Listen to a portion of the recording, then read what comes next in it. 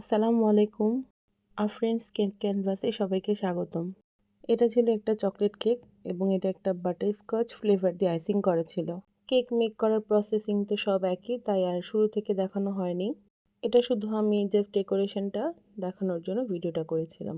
ভিডিওতে আমি অ্যাকুরেট কালারটা নিয়ে আসতে পারিনি। এটা একটা আইসুদিং ল্যাভেন্ডার কালার ছিল, কিন্তু ভিডিওতে একদম নীলাভ নীলাভ টাইপের একটা কালার চলে আসছে।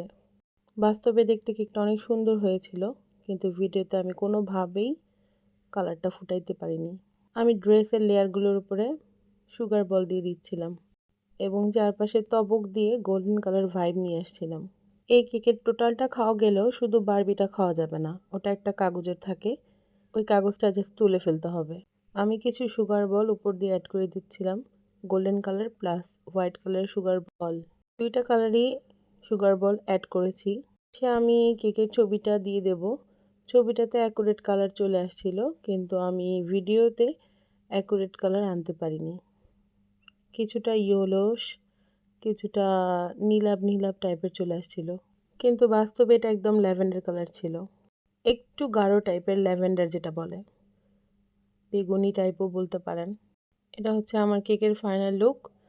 আমি জাস্ট একটু ঘুরিয়ে ভিডিও করে নিছি। এটা ছিল আমার কেকের ফাইনাল লুক। দেখতেই পাচ্ছেন কিছুটা ল্যাভেন্ডার, কিছুটা বেগুনি কালার টাইপস কেকটা ছিল আমার। এটাই রিয়েল কালার ছিল।